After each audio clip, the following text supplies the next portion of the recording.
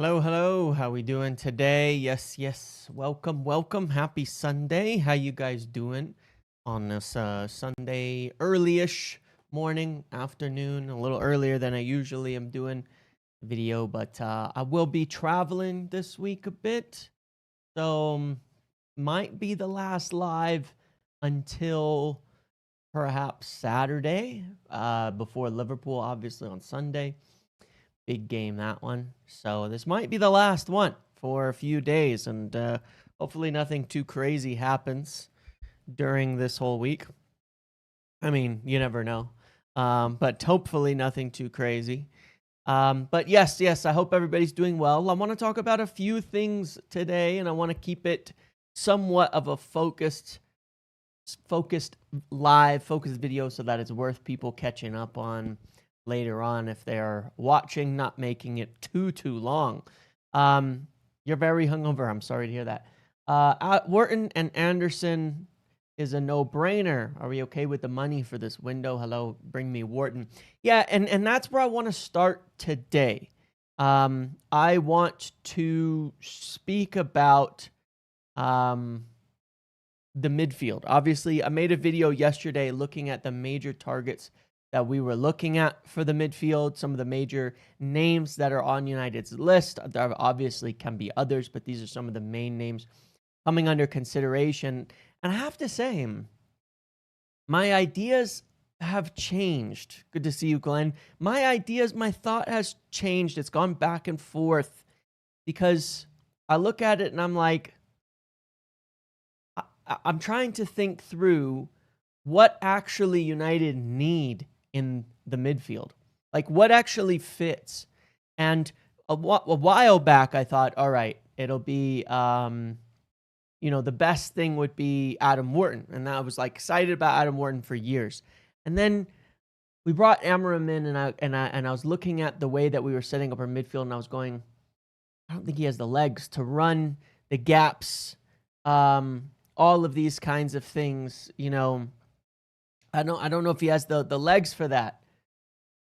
And then I've watched us this year and I've gone, I'm not sure that's what we need. I don't know if any of you caught the video yesterday, and I'll cover just a couple brief things on this. In everything that I've analyzed so far this season, breaking down each game, the stats, the numbers, the things like that, it feels as though in the midfield, we need probably more of a sitter than we do like another high energy tackler type, right? Whether it's Bruno, whether it's Cobby, whether it's anyone else, when I look at where we end up with gaps in the team, it is almost always, so when Casemiro isn't playing, we've got two midfielders who sit high, and then the gap between them and the center backs is kind of big. And that's where we end up suffering, to use Amorim's word. That's where we end up losing, is that they both press up high. It requires way too much from the center backs. When Casemiro plays, he plays a little lower, and then he kind of fills in those spaces a bit better. Everybody we have who's not Casemiro wants to play higher. Bruno, Cobby, Ugarte, they all want to push up higher, in and out of possession, frankly, where Casemiro is sitting kind of deep, sitting kind of low, sitting in front of the back line.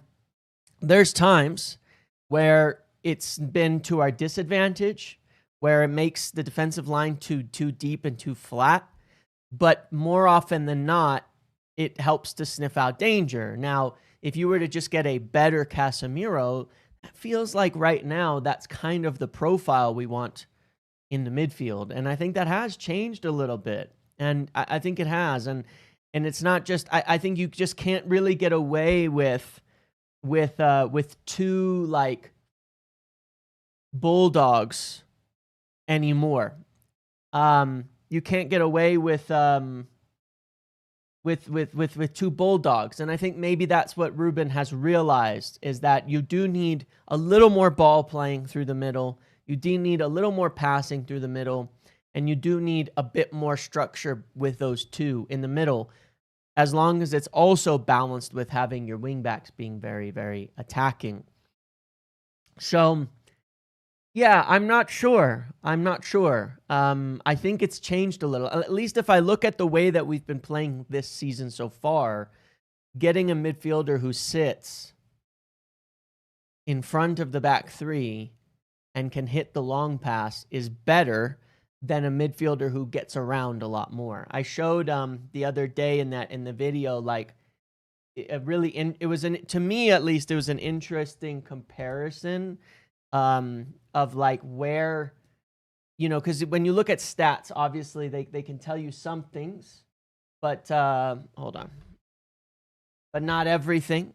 And it was just a lot of it was coming down to the video, the breakdowns I was going back to and looking at in terms of the players that and where we were conceding chances and where we were conceding goals. And it started to make a lot of sense, why specifically, say, like Casemiro was so important to us by comparison. And it's not necessarily because he's like so much better than the alternatives. It's just more of a matter of what he does is better than the alternatives. And that was a little bit hard to understand at first, but it makes sense the more we look at it. I'll pull this up again and we can see kind of the stats, and then look at Adam Wharton and why I think Wharton might be the right guy. If we look at like the numbers, because I found this really interesting, right? This was Casemiro and Ugarte. Nearly identical on stats this season. In fact, Ugarte's a little bit better statistically. That 2 percentile progressive passing from Ugarte's kind of gone. He's actually passing the ball forward at quite a high rate. But we've been worse when Ugarte plays with Bruno than Casemiro. Undoubtedly, we've been worse, even though statistically it looks the same.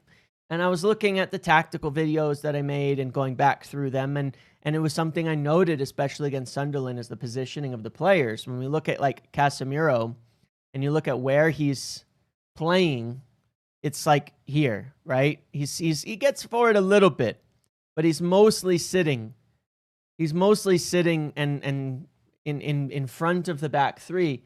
Whereas when you look at Ugarte, he's getting up a lot more. The darker areas, obviously, there's more.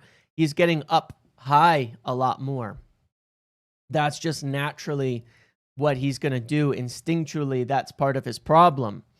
So my initial concerns of Adam Wharton, for example, when I watched what he was doing at Sporting and saying, he was the same reason I didn't want Yeoman, is I thought he's not going to have the legs for the Premier League, for the up and down, for all of that. Same concern I had for Adam Wharton. But after I've watched what we've seen this season, now maybe this changes, Does this change if you're not playing Bruno and you're playing like an Elliot Anderson instead? Someone with a lot more legs, a lot more energy, a lot more defensive awareness than Bruno, let's say. Do you still need a sitter, or do you want more of a guy who covers a lot of ground? Because Ugarte certainly quite obviously covers a lot more ground than Casemiro, but is that a good thing? I don't know. The current iteration of this team, what seems to be working is a little bit more of a sitting 6 than an aggressive 6. I don't know if that will change, because the alternative is you've got to ask your center backs to do something. Like I don't know, maybe we need more aggressive center backs. The way that De Ligt is stepping up, we need an extremely high level of aggression from the center backs to close those gaps down. So it's hard to say like what the answer is here, but I think that certainly factually we're better right now with Casemiro sitting in front of the defense than we are with Ugarte. So we can only assume at the moment that's the right thing. Ugarte works more like an 8 than a 6, correct. And that's why technically the best partnership is probably these two together, because look at how complementary they would be, right? Casemiro sitting and Ugarte going and winning the ball all around, but he doesn't quite have the passing. So if I was thinking about how I wanted to build the team, I'd want, let's say, an Ugarte with a lot better on ball and a Casemiro who sits behind him. And so when I thought about that, I thought, well, what would I want here then?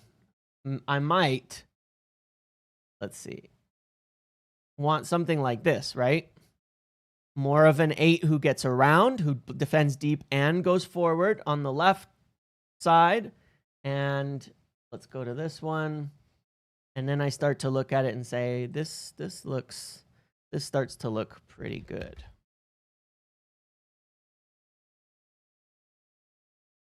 Anderson, I know. And then I look at these two as a pairing. That looks somewhat complementary. Now, obviously, you know, you have your sitter and you have your guy going forward.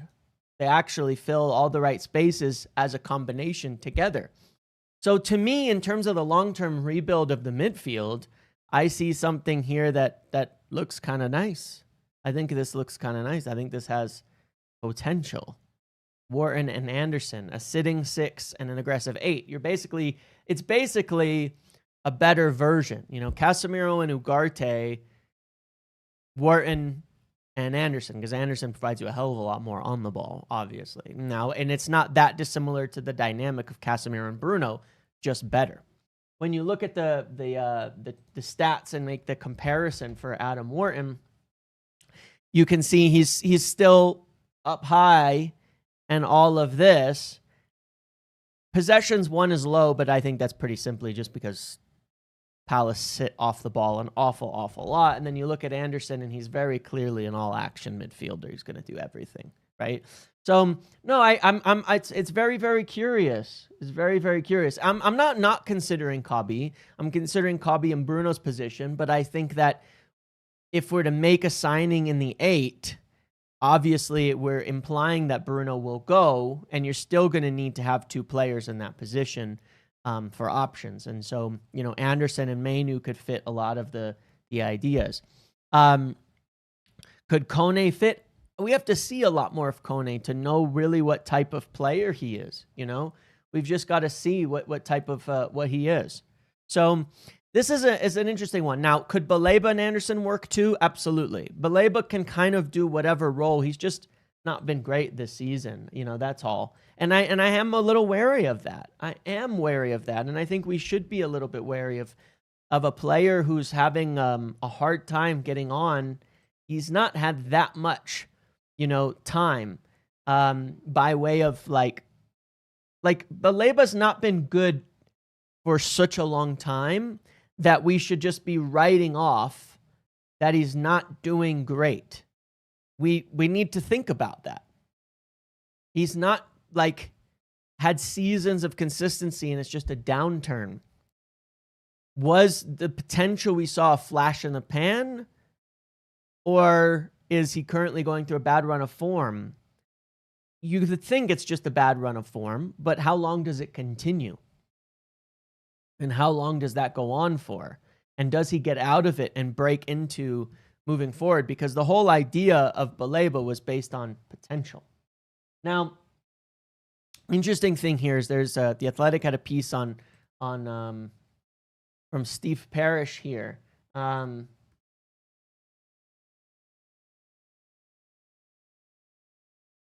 Talks about United's interest. Now, I don't know if this was prompted by a question, but it is interesting that he brought up specifically, asked directly about speculation regarding Manchester United's interest. And he says, Manchester United want Adam Wharton. There's nothing surprising about that, but he has a long contract to run. Now, this whole piece was kind of what was kind of like he's going to want to go at some point to play Champions League football, things like that. So, yeah.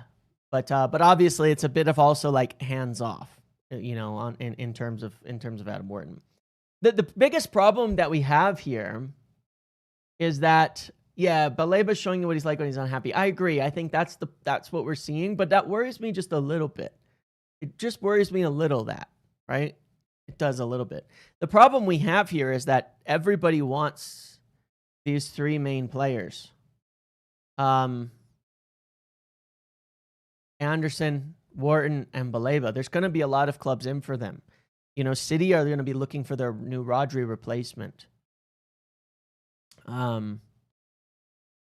Liverpool are looking for midfielders.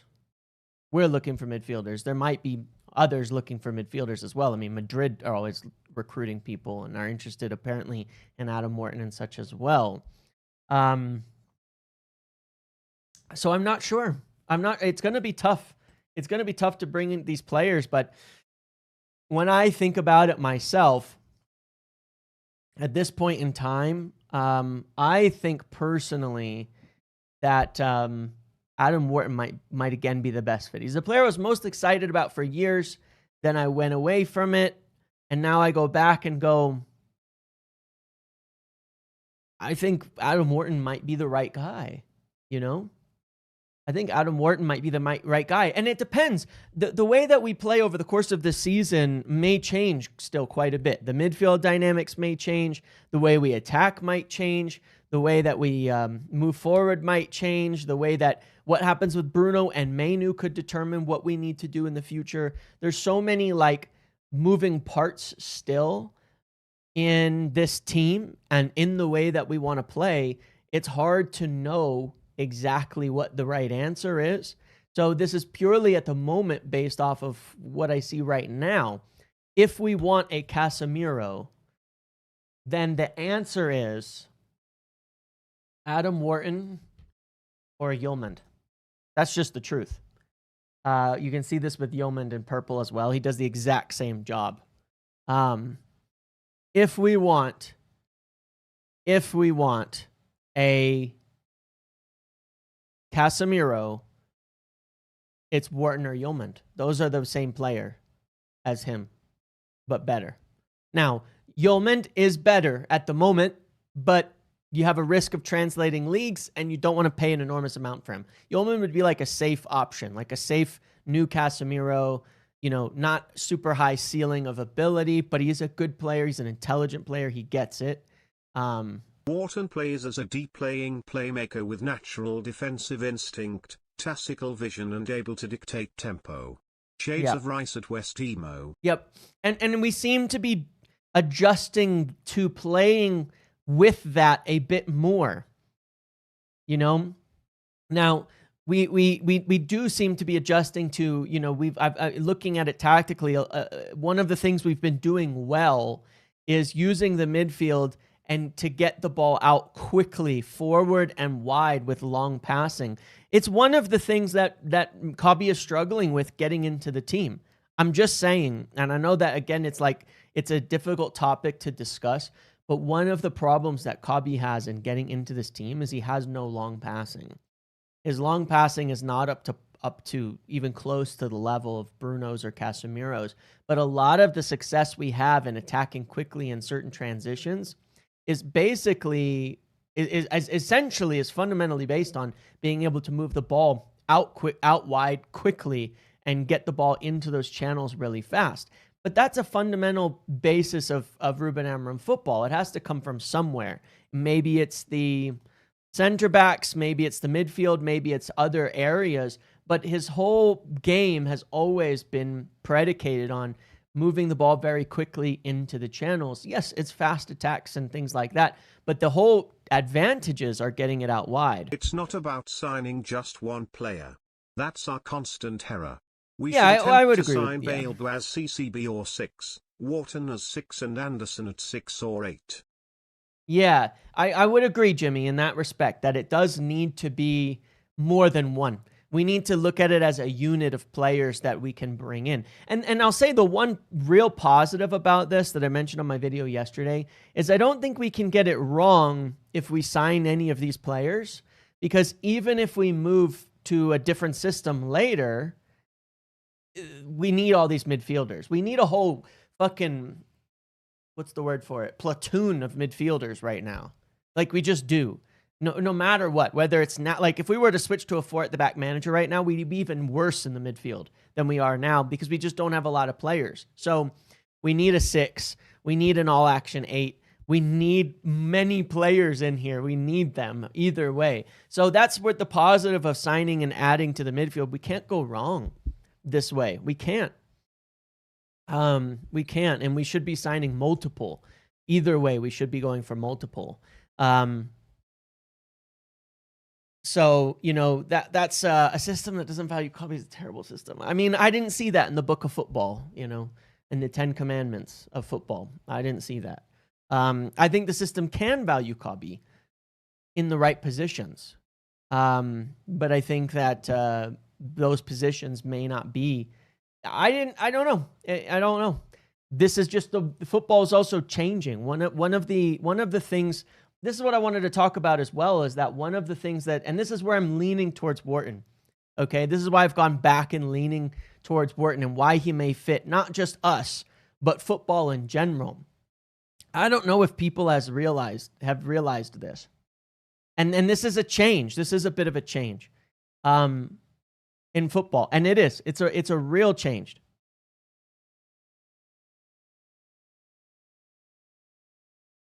Football is more direct than it ever has been. And teams are facing transitions more than they ever have been. And most teams are playing in transition more than they ever have been. What that means is that big space players are more valuable than small space players in the modern game, in the direction that the game is trending. It's just a fact. Okay? Big space players are going to make a bigger impact on the game. That's the way that football is going. That is the current trend. It is going back to 90s, early 2000s, fast, direct, transitional football at an extremely high rate. Here's what I have stuff prepared for this discussion, actually. And it relates to some of the difficulties that we're seeing.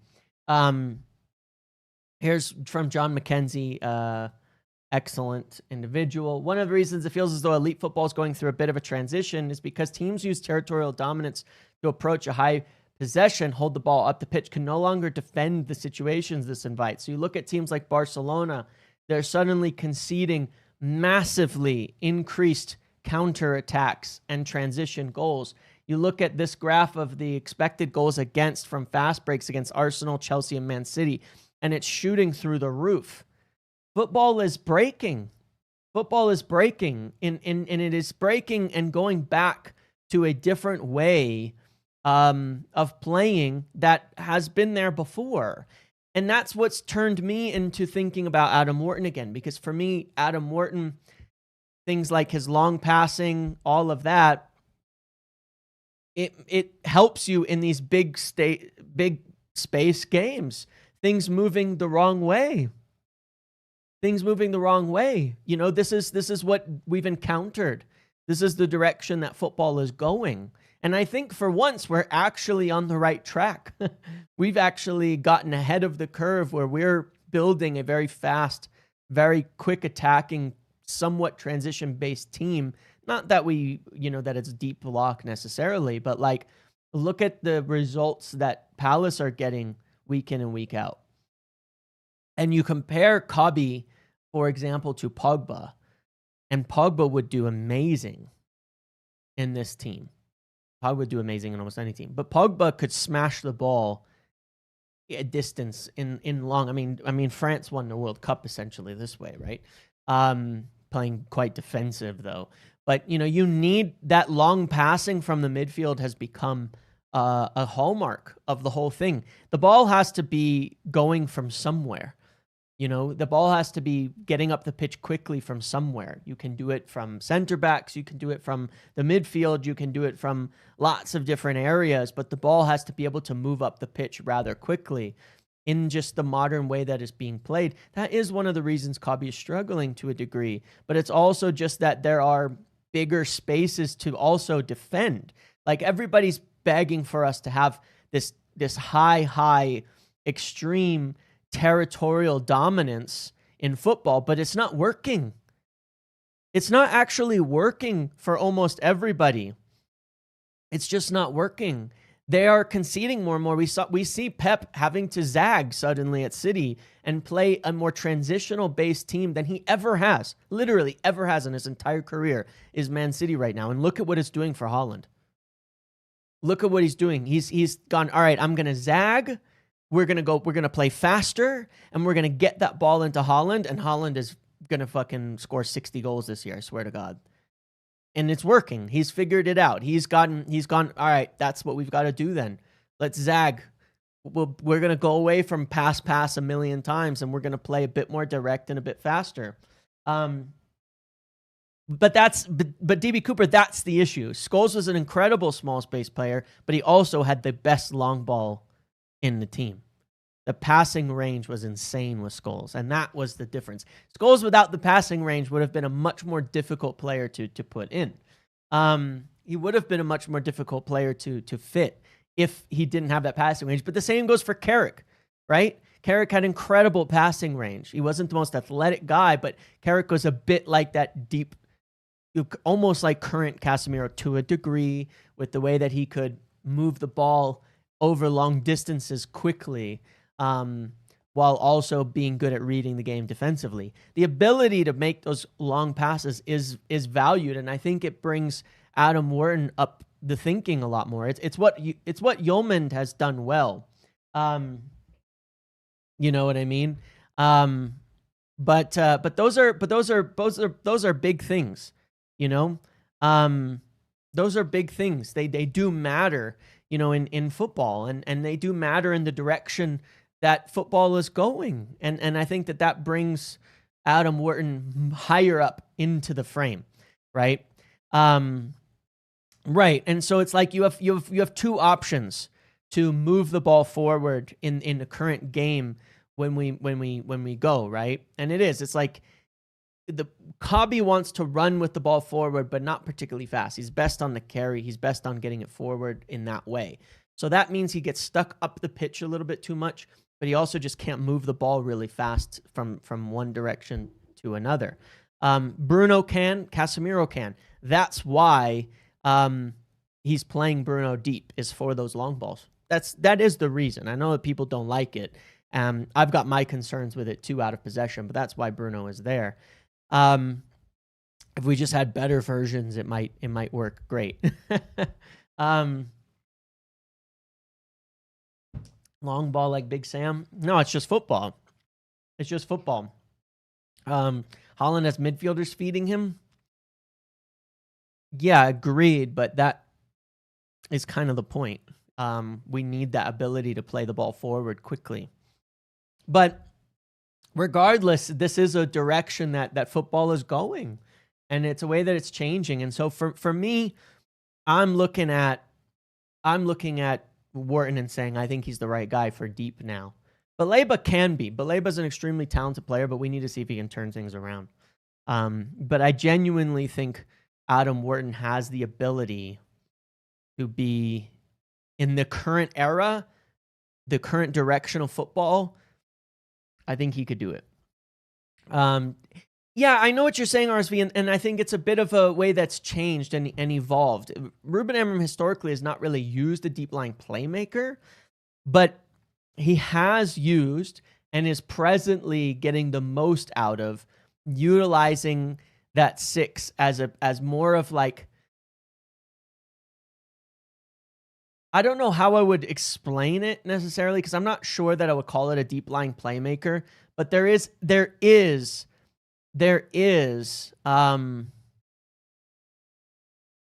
a skill. The specific skill has to be done, which is the ability to hit the ball long into the channels quickly. Now, let's talk about youth for a moment.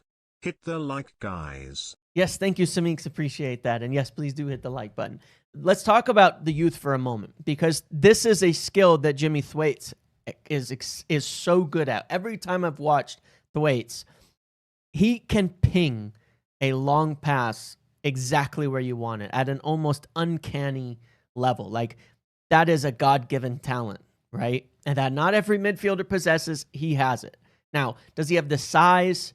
Because you also have another few aspects, right? Casemiro, good in the air, good at defending those areas from deep.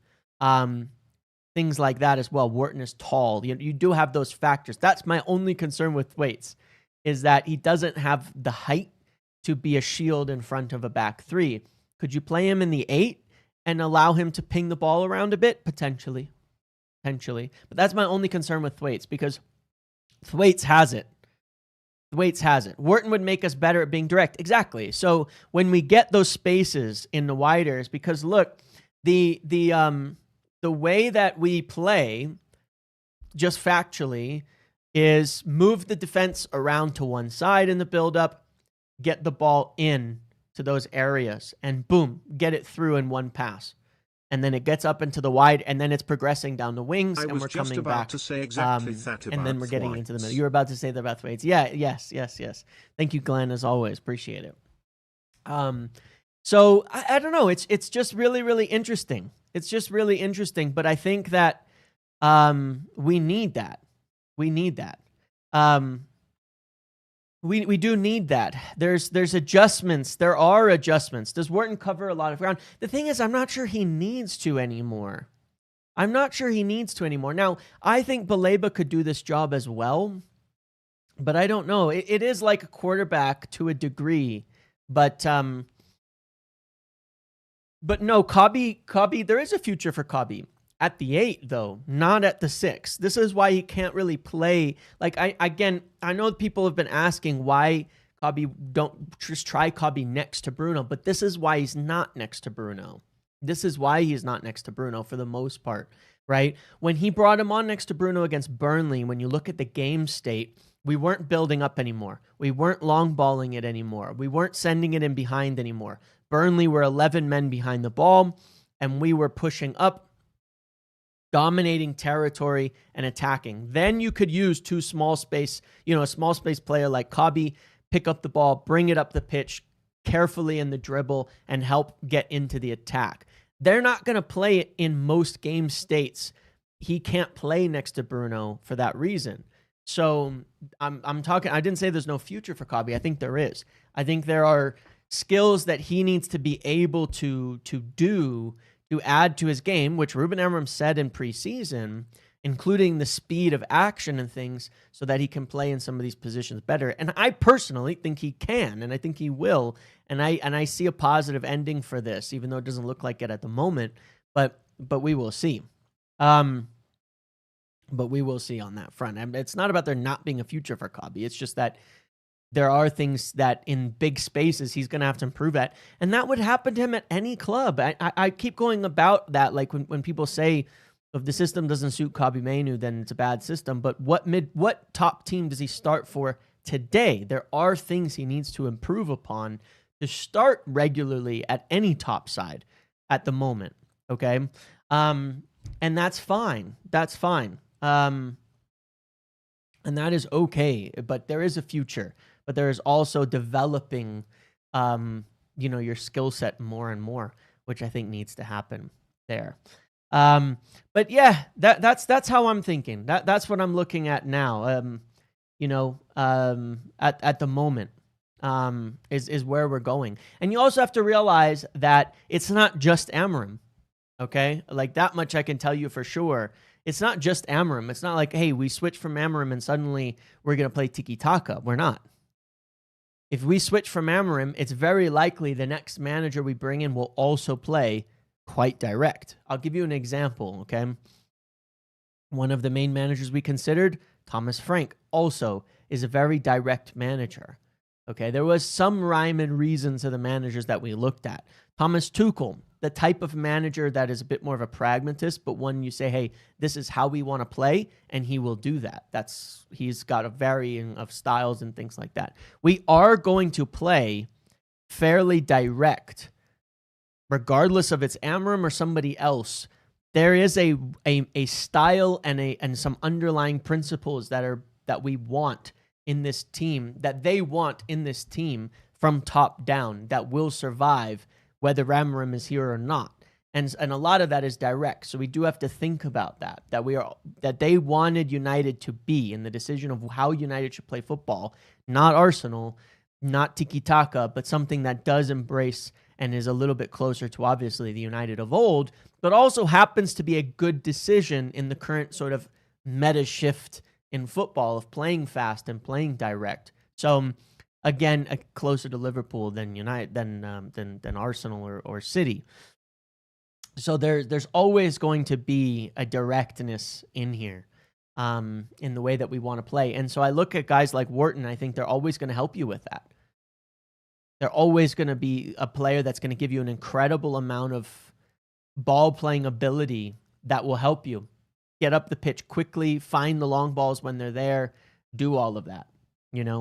I thought the way we played against Sunderland, especially first half, obviously second half we were playing more defensively, but I thought the way we played against Sunderland was the most entertaining in years, honestly.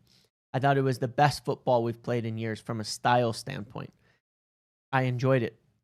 I enjoyed it a lot. I thought it was fun. I thought it was aggressive. I thought it was attacking. I thought it was up and down in the right way that you want it to be.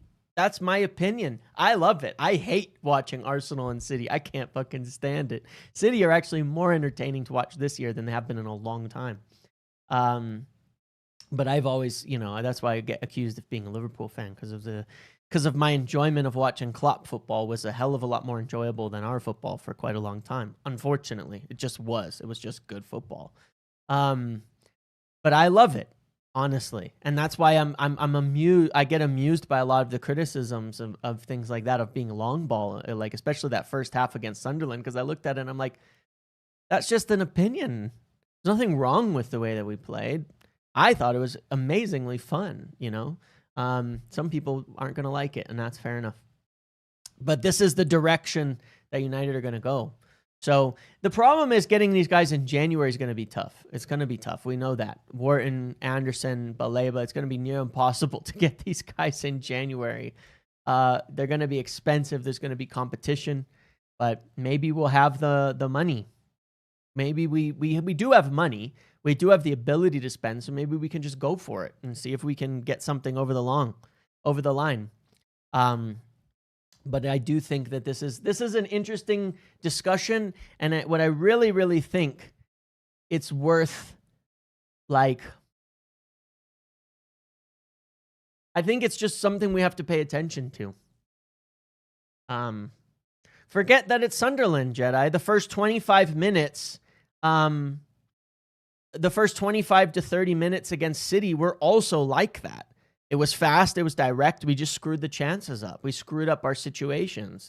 We've played the same football every single week. The first 30 minutes against Fulham, the first 30 minutes against City, the first half against Chelsea, the whole game against Burnley, the first half against Sunderland, pretty much the whole game against Arsenal, frankly. We've played the same football every week, regardless of the opponent. That's one of the things that goes under the radar, is there is quite a lot of consistency, actually, in the way that we are playing football. It is fast. It is direct. It is getting in behind. We're starting to introduce variations. The fact that we actually had a good keeper in net against Sunderland unlocked the ability to play a little bit more direct to Šeško over the press. But yeah, I mean, we've done well. We've done well. Against Liverpool, no one wins headers against Van Dijk. Yeah, but we don't have to. Against Liverpool, we'll play in behind the fullbacks. There's always space behind the fullbacks in Liverpool. There has been for 5 years. There's always space behind the fullbacks in Liverpool, and that's why it's going to be a really interesting game. If we can get that ball in behind the fullbacks to Ahmad, to Mbumo, to Dorgu and Cunha down one side, there's tons of space in those areas, and we can get down there and through there. And that's where we can, really get at them, essentially. I still think Šeško could win headers, frankly. And I think Konate might be out too. He left the camp with injury or something, didn't he? He might actually be out, which would be a big advantage in our ability to go direct over Liverpool's press as well. But it's really, really interesting. It's really, really interesting, this whole concept. But we won't be able to do it Mount will probably start over Cunha, and that'll be okay because Mount provides you with a lot of excellent movement in between the lines and things like that.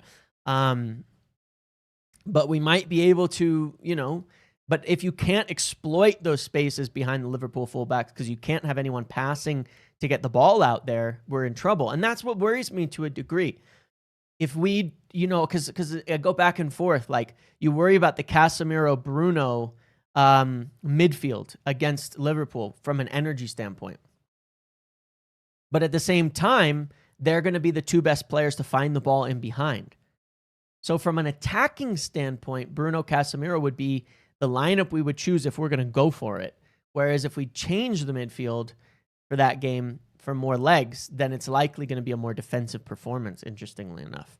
So yeah, it's really interesting. I think we're at a real crossroads in football, and we are even at a real crossroads with this team.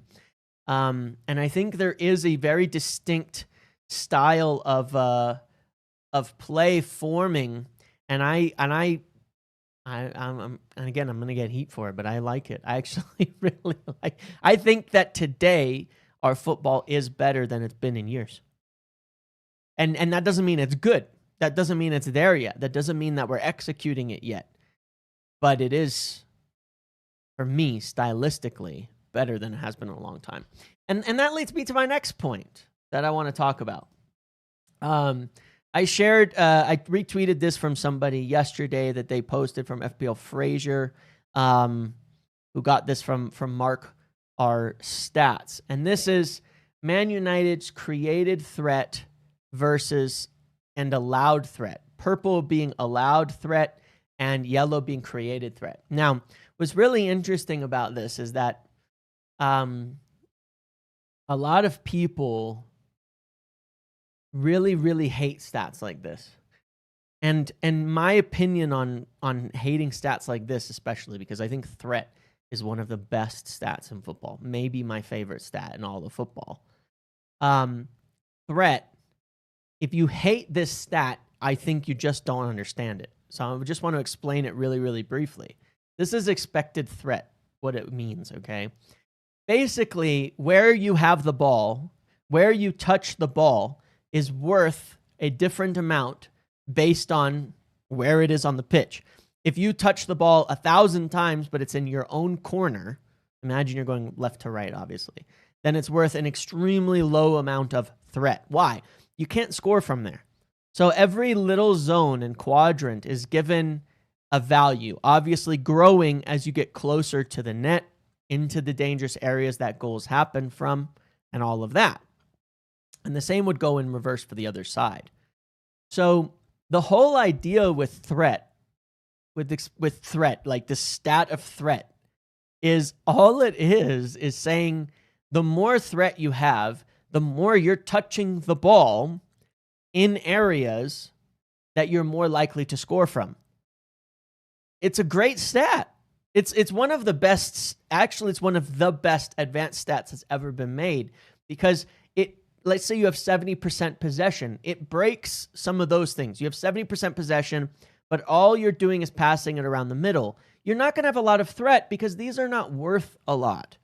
You have to actually get it. Like this, a touch here is worth 10 times as much as a touch here. So it really is a very good measure of, are you getting the ball into dangerous areas, or is it just possession for possession's sake? Are you keeping teams away from the dangerous areas, or are you, all of that? And when you look at this chart, this is why I say I think we're doing probably better than we've been in a long time. And I think that this speaks to, if you understand this, it speaks to what you're looking at when you talk about Ruben Amorim and why there's patience with Ruben Amorim. Because I think it all comes down to where you view our starting point as a club over the last bit of time and where we are right now. This is Ten Hag's second season. This is how much threat was being allowed. This is how much we were creating. This is insanely bad.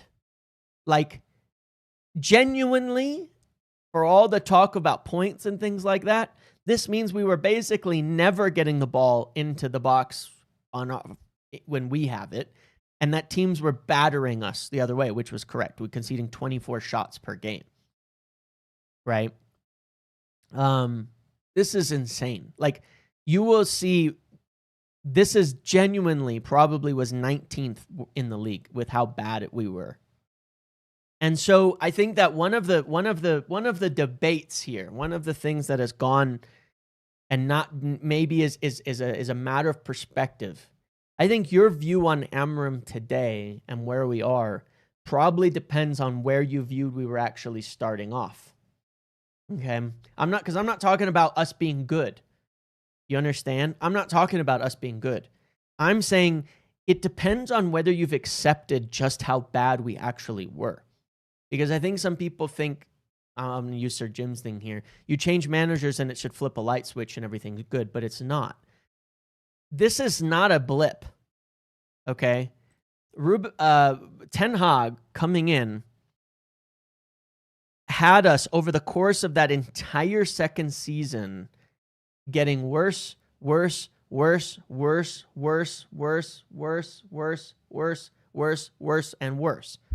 Every single year, he's getting worse, worse, and worse, and worse, right?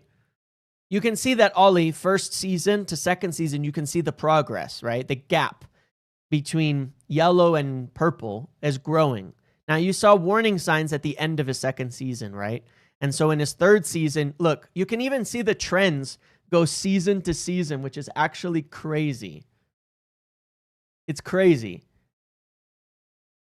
You can see that at the end of the second season, purple was growing, and you can see that into Solskjaer's third season, it peaked, and then it flipped. This was coming down, this was coming up. So there was warning signs at the end of Solskjaer's second season, and into the third season, we didn't fix them. We replaced him, and we actually got a really interesting bounce statistically from Rangnick, but then it also crashed, right? Then we saw Ten Hag take over, go the right direction in his first season. Everything was going the right direction in his first season. By his second season, he created it to be really, really, really bad. And I'm not just talking about manager. That's my point, Samix, is it's not just the manager. It's the team that was built, the way that they were set up to play, the balance of players, the balance of personnel. So you can't just change managers and suddenly this is all gone. This is suddenly fixed overnight. You change managers, you still have the team that performed at that level. You still have the squad that was built that way. You still have a year of everything, going in that direction that you're seeing, and that has to be turned around.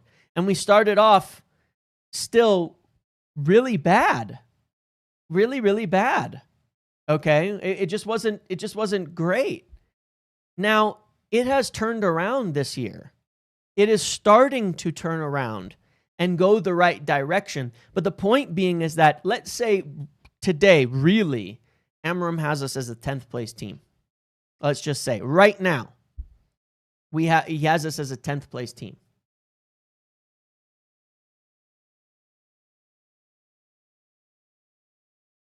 If you accept where we were, it's actually good progress. Does that mean we should finish the season in 10th? No, because over the course of the season, like we saw with this season from Ten Hag, you should see progress. Like we saw from this season from Ollie, you should see progress. Over the course of the season, it should get better and better. But if we're at 10th right now, it is actually significant progress over the team we were last year. If we were just in 10th, we should have been relegated in Ten Hag's second season. It would have been fair. Realistically, all things forward, we were 15th in performance-wise. And we started off the next season, and there we ended up at 15th. We cut down on some of the chances, but our creation got worse and worse. It's been going the right direction. Now, this season so far, I don't know if you can actually see the number here. There we go. We're at 1.58. That means the yellow line is here. Okay? And the purple line is here. So our purple line is flat right here, as low as it's been for a long time, right here. And our yellow line is up here, as high as it's been for a long time. We need to turn it into wins. There's no doubt about it. I'm not talking about we're great because the threat is good, okay? But the point is that it's really all about understanding and accepting where we actually were as a club by the end of that whole tenure. Because it's not just the manager, it's the team, it's the squad, it's the build. We've just rid 8 players. We've just moved out 8 players, and we still have more turnover to do. You know? So, you know, I think that that's really where people, I think, differ in terms of their view on, you know, where they differ in terms of their view on Amorim and on where we're at is the fact of, like, I think we're making good progress under Amorim because I think we were a lot worse before and we are better now. If you judge it on the basis of, well, we should be top 4 because we're Manchester United, well, fine, but that's just not realistic. You look at the numbers. We've been a bottom half team for 2 years now. We've been a bottom half team for 2 years, arguably not just a bottom half, but like a 15th place team for 2 years. We're seeing progress. It's not enough yet to say that Amorim is successful. Of course not. But we are better than we were before, and we need to see that progression continue. My concern over Amorim after Brentford, to address that comment, is that he was making, to me, silly choices that weren't going to lead to continued progression. It was more like panic. Against Sunderland, I saw those good decisions that will lead to continued progression. Ahmad out wide, the keeper finally getting in, adjusting some of the things that need adjusting to continue to see progression, because it doesn't mean we're good enough. I suspect that 25 to 26x it probably is, higher Jimmy. than Yeah, Olay. it probably is. Well, if you look at this one, this is the differential. United have the 3rd best differential in the league. There's a reason Eddie Howe isn't under pressure at Newcastle, despite their bad start, and that's because they're underperforming significantly. But these are good teams. These are your 2 best teams. You know, it's these. It's not like these charts don't have a lot of, like, they do tie. There's a lot of correlation between these stats and successful sides, so we have to keep it up. But realistically, we have been, believe it or not, it's insane to think about, a 15th place team. That's where the level we were performing at for 2 seasons. That doesn't change instantly. So if we're performing at an 8th to 10th place team right now, I mean, we're 1 point off of 7th, so it's, or 6th, I think. So something like that. It's like, okay, whatever, fine. So we're not even like that far off of it. But even if we were 10th right now, it would be progress. That progress has to grow over the course of the season into minimum of 6th. It is progress. Going from performing at a 15th place level to 8th or 10th is progress, and it's early on. Can we grow that into 6th? Can we grow that into 5th? Can we grow that into 4th by the end of the season? We'll see. That's my measurement of Amorim. It's not enough that he's taken us from 15th to 9th or 10th. I need to see it continue over the course of the season for him to be successful. But right now, we are actually seeing the linear progression we want to. That can change. If over the next 10 games we don't win games, then the progress stops. Yeah, that matters. That matters. You know? Then that would suck. Then that would be a bad indication of the progress having stopped or not being going the right direction still. But so far it is. And it's, you know, progression isn't a straight line. It's up a little, down, up a little bit more, down a little, up. You know, that's how it always looks. Any business, anything. It's always got those, you know, so we win a game, lose a game, win a game. Now it'd be nice if we could string a couple together, but it is pretty funny. And then there's that, Samik's, the January transfers. If we can stay in that 8th position or so, get to January, and then add a midfielder, well, that will add another layer, right? Because so here's how I look at that too, right? How many points would a keeper help us move up the table? Well, we've seen the difference between Lamens and Onana or Bayindir over the course of the season. How much is that worth? I think it's worth 8 to 10 points. So there's another bump of progress by just having a better player there. That now Lamens is going, hopefully that helps us. We should see it help us. Add another midfielder onto it, and that should fortunately bump us up a little bit more. I don't know where these were made by Mark R Stats for someone on Twitter, so I don't actually know where to find it regularly, or I would be looking at it every week because it's one of my favorite stats. But it's one of my favorite stats, and you can the Mark R Stats bot on Twitter usually has it after each game, but for the season as a whole, I'm not sure where you actually get it. But it's the same thing with a midfielder. You add a midfielder, you should expect that allows you to perform at a bit of a higher level. But then there's also things like, hey, the entire front three is new. They're playing together for the first time. They're this, they're that. Hopefully, as they get better, we see that progression as well. So, yeah, I think a lot of this depends on just what you think, where we are, where we started.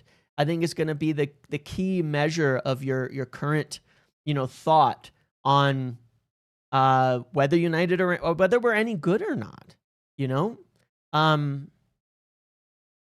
Whether we're getting better or not. I think we're getting a lot better. I think we are getting a lot better. I think we're becoming a side that is able to be dangerous, that is starting to create more and more danger, that is starting to create more and more danger. The execution isn't there yet. We're still keeping chances to a bit of a lower level. We're conceding big chances, even though we're allowing teams not that many chances. That might change with Sen Lamens now, because the keeper is certainly part of that. Bad rebounds, bad on set pieces that we've had from Bayindir, not claiming crosses. Because that's one of the aspects too, right? Even though we've actually allowed a low amount of threat, we've allowed a lot of chances, a lot of big chances. Well, if he can claim a cross, that's one of those moments where it's a low threat opportunity, because it's a cross that comes from usually a not so dangerous area into a dangerous area.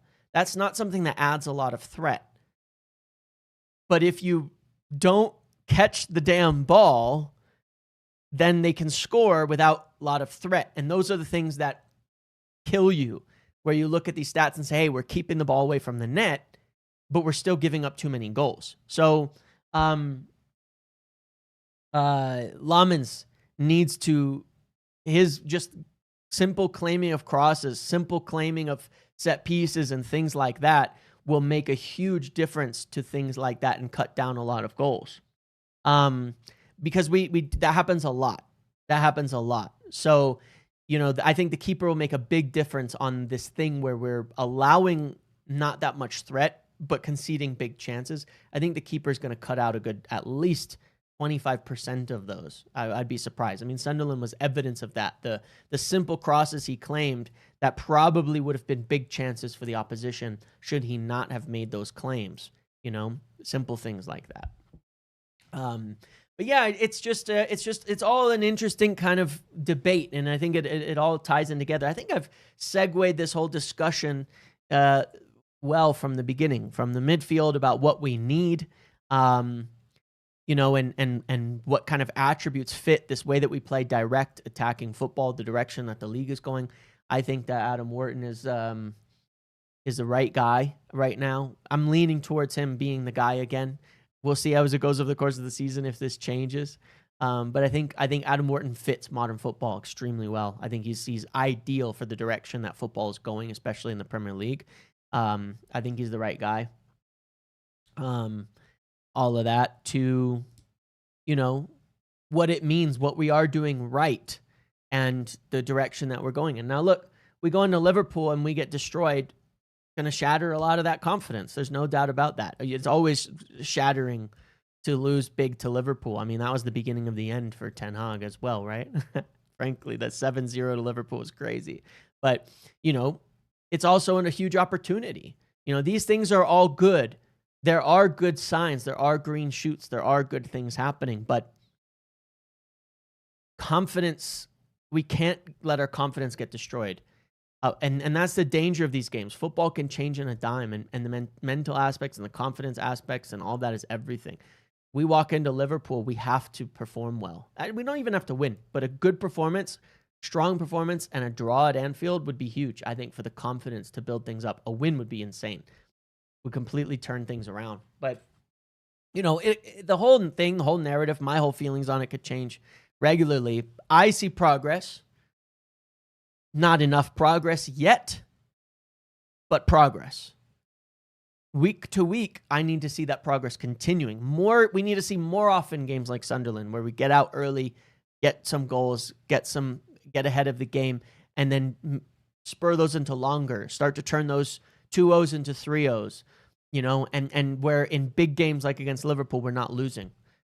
You know, that would be signs of progress to me, that it's all going, you know, the right way. So these games will still matter. Okay. That's it. That's what I wanted to talk about on the Sunday. Don't want to go on for too long. Got it clean at an hour here. Let's just end it with a poll. What do you guys think? Who do you think is the right midfielder? If we were to sign one, just one, not saying don't need more than one, but if we were just signing one, who do you think is the best one still? Are you still a Baleba? I'm not saying that's wrong either. I'm just leaning in that direction right now. Who is your guy right now if you wanted one player? And you can definitely pick Baleba still. It's not a wrong answer. Don't get me wrong. I've just explained why I'm leaning toward Wharton right now. I think his start of the season and the way he's playing is great, but obviously Baleba is still a fantastic player, and I wouldn't be surprised if he would still be the main guy we'd go for. I do want to see him turn his form around, though, before we buy him, certainly. He can't go and have... Baleba can't go and have just like a fully bad season, you know? But if we were to sign one, who would it be? I think if you're signing two, the second one has to be Anderson. No matter who you're signing, the second one's got to be Anderson.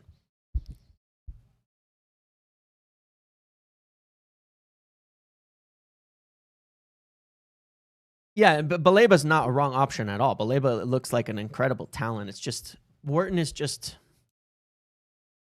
I think he's a timeless player, his skill set. The more I watch him, the more I'm like... Wharton would have played in a Sir Alex team. That's kind of how I see it. I think Wharton would have played in a Sir Alex team and been a key cog in the whole system. I think he can fit so many things with his ball-playing ability, especially the way football's going. But I like long ball, so I like fast attacks. God, I miss Pogba, man. I really do. I really do miss... Like, I don't miss, obviously, like, the memory is more revised because you don't remember the bad moments. But the good moments with Pogba were some of the most beautiful things I'd ever seen on a football pitch. I miss it. I miss that. I miss it so much. There were games, man. There were things that he did where sometimes I was just like, man, we're never going to see something like that again.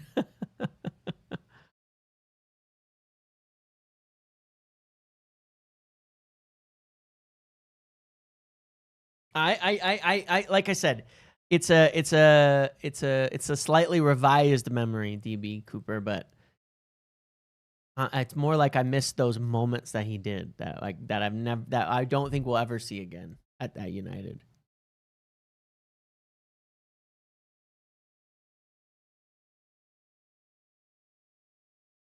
All right, that's where you guys are at as of now, leaning towards Wharton. I probably have influenced this a bit, but to be fair, maybe I've influenced it because I made a very reasonable, rational argument that makes sense and has people thinking. I would hope that's the case, that I influence it because of that and that it makes sense to people rather than just for being here. But okay. All right, guys. Thank you for speaking with me today. Thank you for hanging out with me today. I might have a live on Monday. I don't know. I'm not sure, but I'm going to end it here. Enjoy the rest of your Sunday. If you're watching football, things like that you're doing today, enjoy. Otherwise, I'll have a few little things through the week, but otherwise, potentially the next major live will be on Saturday before Liverpool, and then obviously as well for Liverpool, before Liverpool, after Liverpool, all of that. Thanks for hanging out with me today. I appreciate you all. I hope you are well. I hope you're having a good day. I hope you're having a good weekend. Enjoy the rest of your Sunday. Enjoy the rest of the hopeful quiet during the international break. I'm hoping it's quiet while I'm gone so I don't miss too much. But thanks for hanging out with me today. Love you all. Have a good one. Make sure to like the video on the way out. It really helps. Takes just a moment of your time before you leave. Thank you very much. See you later.